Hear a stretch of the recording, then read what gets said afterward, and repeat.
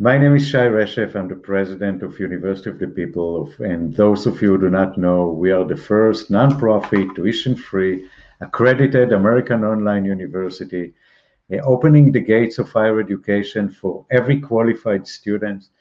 We have now over 65,000 students, and we are continuing to grow and hope to serve many more students.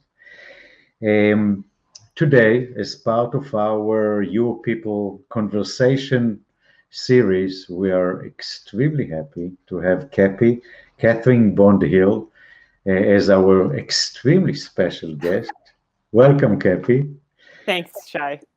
And Cappy is a pioneer in higher education. Besides being a valued ally to UoPeople. But I would like Cappy to start by asking you about your career, or what brought you to where you are right now. And for those who do not know, Cappy is spent some time at the World Bank, quite a lot of time, was the provost of Williams College, the president of Vassar College, a senior trustee of the Yale Board, and now the managing director of Ithaka S+R. So, well, can you walk us through all these stages of your career and how they help you to be where you are right now? So I discovered economics when I was in college and just fell in love with it, and went on to do politics, philosophy, and economics at Oxford, and then back to Yale University to do a PhD in economics. And then I got an academic position as an economist on the faculty at Williams College. And Williams is a wonderful liberal arts college where they pull faculty into administrative positions. So I went from being a faculty member teaching economics to being the provost, which is a combination of chief financial officer, chief academic officer. And that's when I started getting interested in issues around access and affordability, because I was responsible as provost at Williams for both admissions and financial aid. We can come back and talk more about that. But from there, after being provost at Williams, I went on and was president of Vassar for a decade. And we focused a lot of our attention on increasing access and the diversity of the student body. And when I stepped down after 10 years, I started running Ithaka S+R, which is a group of about 40 people that do work on improving higher education in the United States primarily. So that's kind of my path, academic economist to administrator to president to researcher. Well, I have a few questions about a few steps on the way, but going to the last step, how is Ithaka, your current position with Ithaka S+R, actually broadening access to higher education? Yeah, so our mission is to improve educational attainment, improve teaching, learning, and research. And we do it through a variety of projects. So I'll just give you some examples of some of the projects that we're working on. Along with the Aspen Institute, we are running something called the American Talent Initiative, which is an initiative to get the more selective schools in the United States, the more selective colleges and universities, to admit more lower income students and graduate them so that they have a more diverse population of students. We are doing a lot of work on transfer. One of the wonderful things about the American system is the diversity of institutions, but about 35 to 40% of students start at two-year community colleges, hoping to get, many of them hope to go on and get a bachelor's degree, but the transfer to four-year schools is complicated. So we're doing some work on that. We're running a higher education in prison program. In the early 90s, prison higher education programs in the United States were really devastated when they were removed from access to federal grants to support education for incarcerated learners. That's now being restored, and we're working to improve the quality and access to prison higher education. So through a variety of projects like that and many, many more. So where did it all start? Where is your passion for opening access to higher education come from? I think it came through a few things. It came from my being provost at Williams and doing some research work with a colleague. It was the early 90s, and the issue of whether students should be asked to borrow to go to college arose because one of the Ivies moved away from asking students to take out loans to attend. Williams had been need blind, which meant we didn't take a student's need into account in the admissions process. And we also did what we said was meet full needs. So we offered them a financial aid package that allowed them to afford to come. But when we actually looked at the data of who was coming to Williams, what we figured out was that there were very few low-income students attending. And then we then extended that work to a group of selective private colleges and universities and found the same thing. Only about 10% of students, even though they talked about being open and having lots of financial aid, only about 10% of the students at these 32 schools were coming from the bottom 40% of the income distribution. And I knew that getting access to that kind of an education just made a huge difference in people's lives. And we, in fact, weren't making it available to low-income students as we kind of said we were. So that's, I think, where I really focused my attention. You know, it can be a great segue to UoPeople, but before that, no, because you know, you mentioned, I heard you saying before that you spent 5 years in Zambia. And you said that it was one of the most transformative experience of your life. Can you share a little bit about it? Sure. So I had a sabbatical, which was really only supposed to go for 2 years, and we extended it a little bit. And I was working with a Harvard project in the Ministry of Finance. So I was working on issues like monetary policy and fiscal policy and tax policy. I worked with the Zambian equivalent of the United States' IRS called ZRA, and basically was working on macroeconomic policy. But one of the things that became absolutely clear was the importance of education.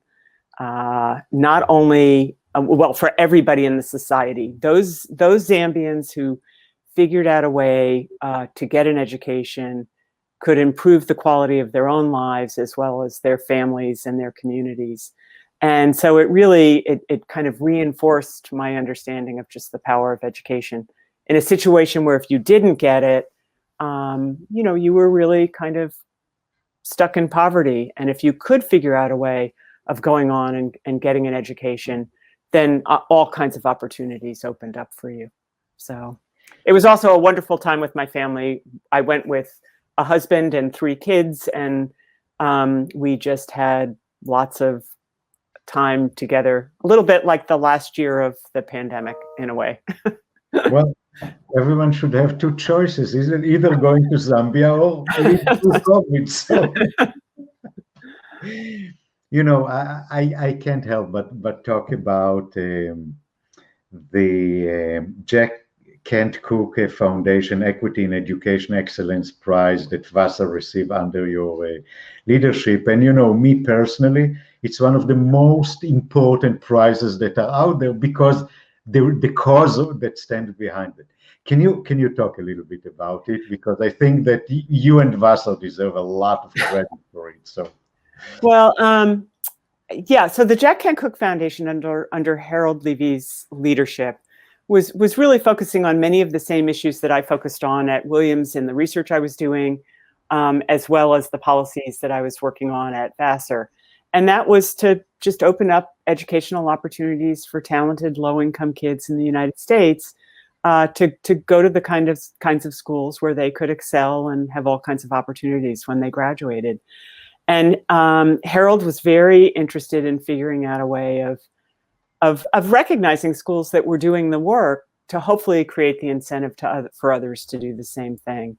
And so he and I had a conversation in a coffee shop, I think somewhere on Broadway in the Columbia University area, and he came up with this idea and followed through with it, and it was wonderful. It was recognition.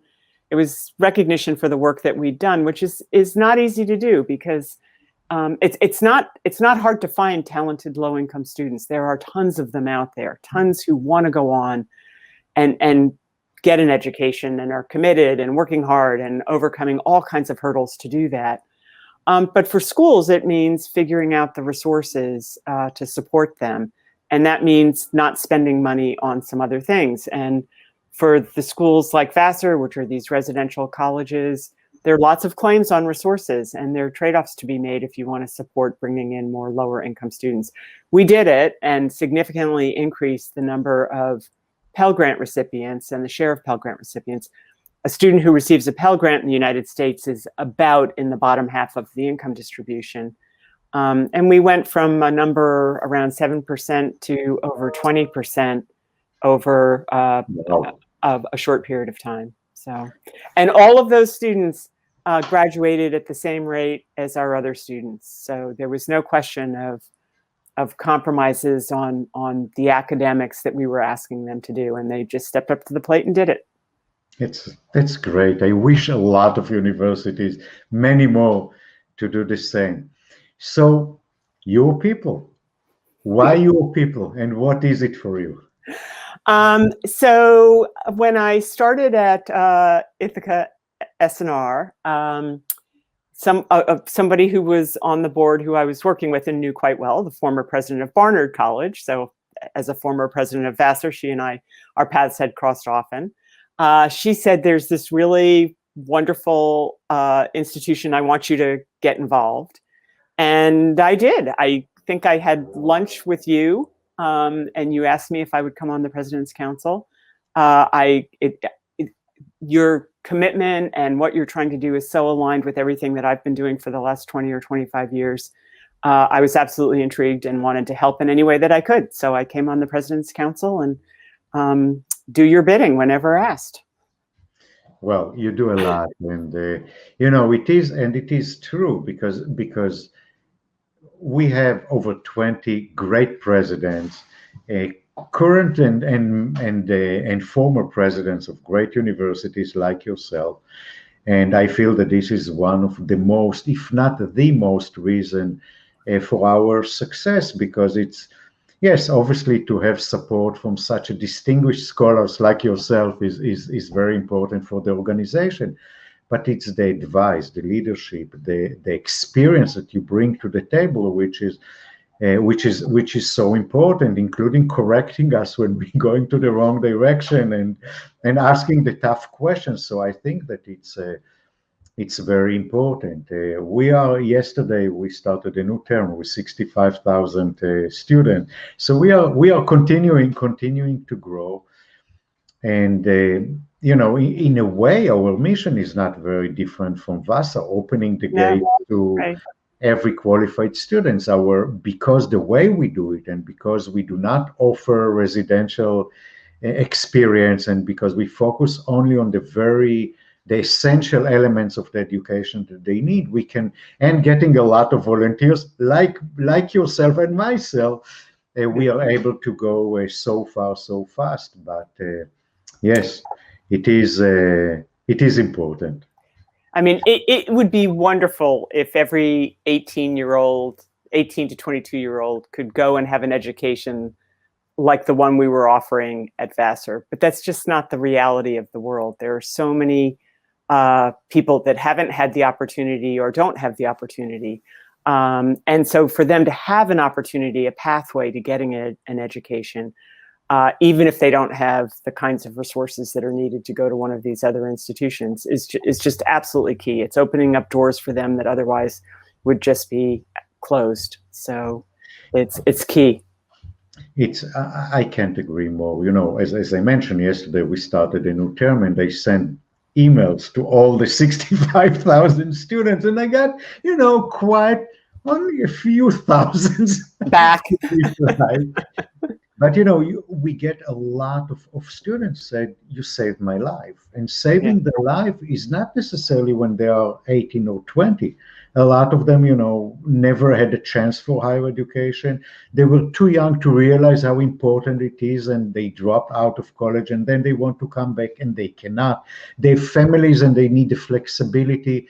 And or just they live in countries where there aren't enough colleges, and we give them the opportunities. We have now students from 200 countries, and UNESCO stated years ago that in 2025 there will be 100 million students without seats in the then existing universities. 100 million students. Online is the solution, and what we do is a model to show others that they can do it.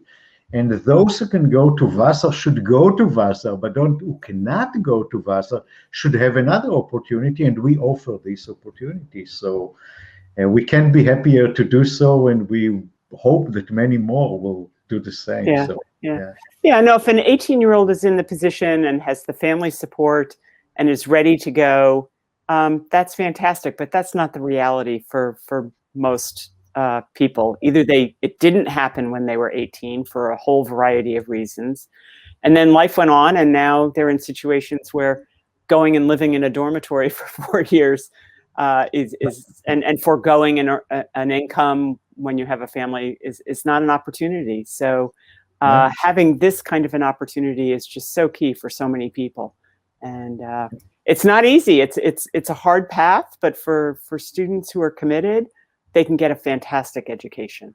It is hard, and every term when I talk to the student, the last sentence is, please don't give up. Please don't give up, because life gets in the way, and our pedagogy is hard as well. It's demanding, because we don't compromise the quality just in order to give them a degree. So they need to work for it, and it's hard. It's hard, and especially if you were out there working for 10 years and then go back, we try to help them as much as we can, but it's up to the students to do it and to give as much as it takes to succeed. So with your vast experience, what advice will you give our students? So I would remind them of just all of the doors that will be opened if they stick with it and get through their courses and attain a degree. And I would let them know that they should seek help from the support systems that exist with University of the People, but also family and friends. They don't have to do this completely alone. They should reach out to both your organization as well as others if they're finding themselves getting stuck. But just stick with it. It is so worth it, and it just truly opens all kinds of opportunities if you can hang in there and get through. I hope all those who listen to us will take the advice as serious as they can, and grab it strong and make use of it. And don't give up. Don't give up.